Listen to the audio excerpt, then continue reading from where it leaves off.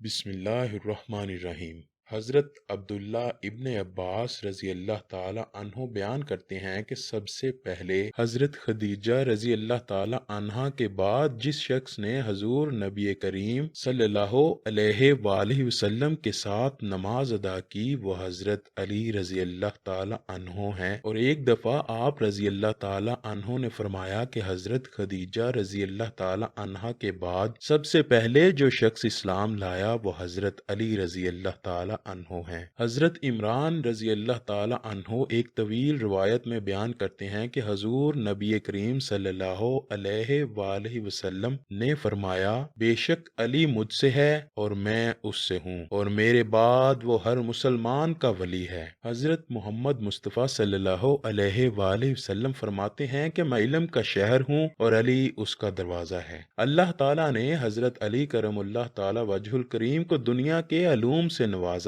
آپ کی ذات گرامی ایک پوشیدہ حقیقت ہے جسے آج تک کوئی مکمل کھوج نہیں سکا۔ حضرت علی رضی اللہ تعالی عنہ دار العلوم ہیں۔ کائنات کے تمام علوم سے اللہ نے آپ کو آشناس کر دیا۔ حضرت علی جب بھی محفل میں تشریف فرما ہوتے لوگوں کو اجازت دیتے اور فرماتے، اے لوگو، اگر تم کسی معاملے میں رہنمائی چاہتے ہو تو مجھ سے سوال کرو۔ ایک مرتبہ حضرت علی رضی اللہ تعالی عنہ کوفہ کی مسجد میں تشریف فرماتے، مجمع میں شام سے آیا ہوا ایک مسافر بھی تھا۔ نہایت ادب سے کھڑا ہوا اور عرض کی، اے امیر المؤمنین، مجھے کچھ سوالات میں تشویش ہے۔ میں آج یہاں آپ کی موجودگی کا سن کر آپ سے چند سوالوں کے بارے میں جاننے کے لیے آیا ہوں۔ میں آپ سے ان کے متعلق درست معلومات چاہتا ہوں۔ آپ نے جواب دیا، اگر تم سوالات پوچھنا چاہتے ہو تو پوچھو، اگر ضد بازی یا بحث کا ارادہ رکھتے ہو تو محفل کے آداب کو دیکھو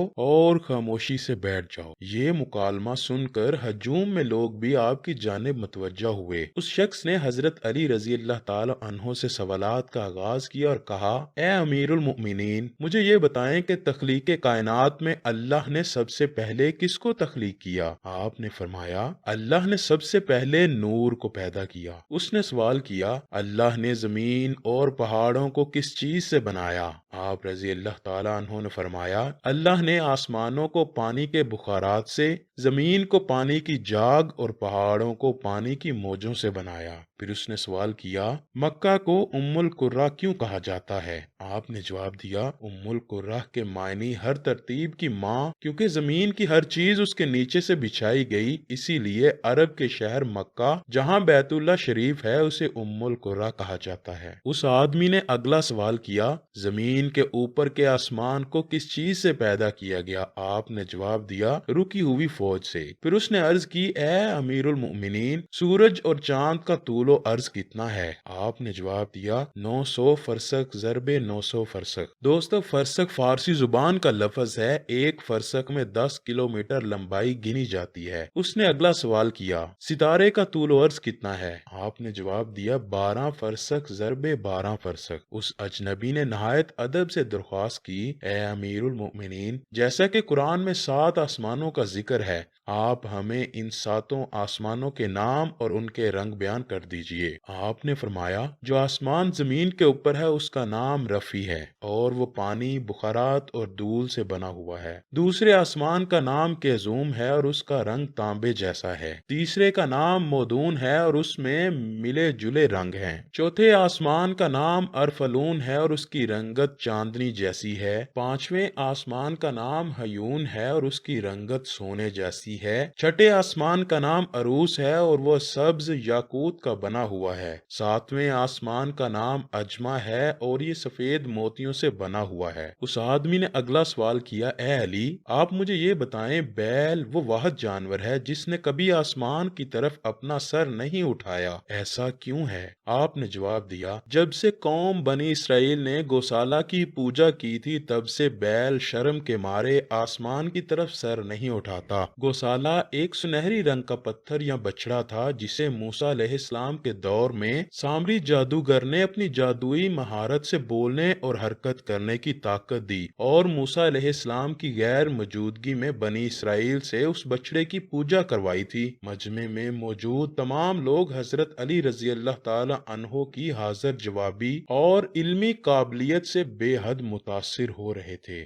شام سے آئے ہوئے مسافر نے اگلا سوال پوچھا، اے امیر المؤمنین، وہ کون سے نبی تھے جنہوں نے ایک ہی وقت میں دو بہنوں سے شادی کی تھی؟ آپ فرمانے لگے، وہ یعقوب بن اسحاق علیہ السلام تھے۔ انہوں نے ایک ہی دن ایک ہی وقت میں دو سگی بہنوں ہبا اور رحیل سے نکاح کیا تھا، لیکن اس کے بعد اللہ نے بیک وقت دو بہنوں سے نکاح کو اسلام میں حرام قرار دے دیا۔ اس آدمی نے اگلا سوال پوچھا، مد و جزر کیا چیز ہے؟ آپ نے جواب دیا، اللہ نے سمندروں پر ایک فرشتہ مقرر کر رکھا ہے، جب وہ سمندر کے پانی میں اپنا پاؤں رکھتا ہے تو مد پیدا ہوتا ہے اور جب نکالتا ہے تو جزر پیدا ہوتا ہے۔ مد و جزر سمندر کے پانی کو خود بخود بلند ہونے اور کم ہونے کے عمل کو کہتے ہیں۔ اس آدمی نے اگلا سوال کیا، یہ بتائیں کہ جنات کا باپ کون ہے اور اللہ نے جنات کی طرف کس نبی کو مبعوث کیا تھا؟ حضرت علی رضی اللہ تعالی عنہ نے فرمایا، جنات کے جد اعلیٰ کا نام شمان ہے اور اسے اللہ نے آگ کے شعلے سے پیدا کیا تھا، اور اللہ نے جنات کی طرف ایک نبی کو مبعوث فرمایا تھا جن کا اسم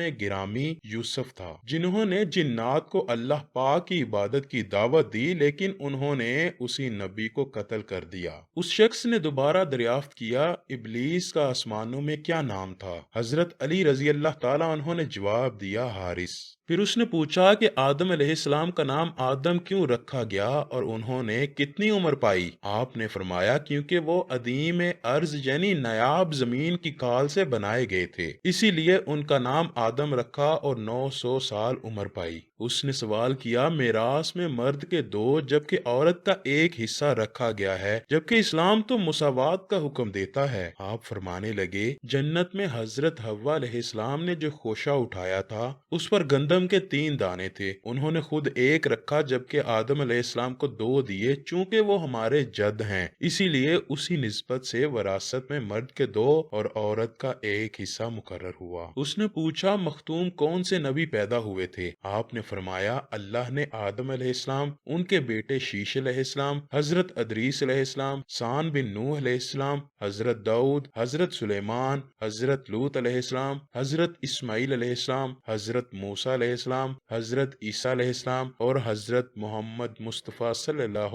علیہ وآلہ وسلم کو مختوم پیدا فرمایا تھا۔ اس شخص نے دریافت کیا، روئے زمین پر شیر سب سے پہلے کس نبی نے عرض کیے؟ آپ نے جواب دیا، حضرت آدم علیہ السلام نے۔ جب آدم علیہ السلام زمین پر اتارے گئے اور انہوں نے ہر طرف زمین کی خاک اور وسعت اور ہوا کو دیکھا، اور پھر جب شیطان کے وسوسے کی وجہ سے قابیل نے حابیل کو قتل کیا تو آدم علیہ السلام نے شدید غم میں یہ اشعار کہے، جن کا ترجمہ ہے، اور ان کے رہنے والے بدل گئے اور زمین کا چہرہ خراب اور گرد آلود ہو چکا ہے، رنگ کو ذائقہ رکھنے والی چیز بدل گئی اور خوبصورت چہرے کی بشاشت ماند پڑ گئی۔ میں اپنے طول و حیات کو باعث غم سمجھتا ہوں، اور کیا زندگی کے خاتمے کی وجہ سے مجھے چین مل سکے گا؟ میں آنسو آخر کیوں نہ بہاؤں، کیونکہ حابیل قبر میں دفن ہو چکا اور قابیل نے اپنے بھائی کو قتل کر دیا۔ ہائے غم و حسرت، سانولا سلونا بیٹا گم ہو گیا۔ یہ بات سن کر سبھی حاضرین خاموش ہو گئے۔ پھر وہ شام کا شخص گویا ہوا، اے امیر المومنین، حضرت آدم علیہ السلام جنت سے نکالے جانے کے غم میں کتنا عرصہ روتے رہے؟ آپ نے فرمایا، آپ 100 سال تک روتے رہے۔ شامی نے سوال کیا، کفر کی ابتدا کس نے کی اور پہلا کفر کس نے کیا؟ آپ نے جواب دیا، کفر کی ابتدا ابلیس سے ہوئی اور وہی کائنات کا پہلا کافر ہے۔ پھر اس نے آخری سوال پوچھا، حضرت نوح علیہ السلام کا اصل نام کیا تھا اور ان کی کشتی کا طول و عرض کیا تھا؟ آپ نے جواب دیا، نوح علیہ السلام کا اصل نام سکن تھا۔ انہیں نوح علیہ السلام کہنے کا سبب یہ تھا کہ انہوں نے 950 برس تک قوم پر نوحہ کیا تھا۔ ان کی کشتی کا طول 800 ہاتھ اور عرض 500 ہاتھ اور سطح زمین سے اس کی بلندی 80 ہاتھ تھی۔ دوستو، یہ تھے حضرت علی رضی اللہ تعالی عنہ سے چند عجیب و غریب سوالات اور ان کے جوابات۔ اللہ سے دعا ہے کہ وہ ہمیں نبی کریم صلی اللہ علیہ وآلہ وسلم اور ان کی اہل بیت کا سچا و پکا غلام بنائے۔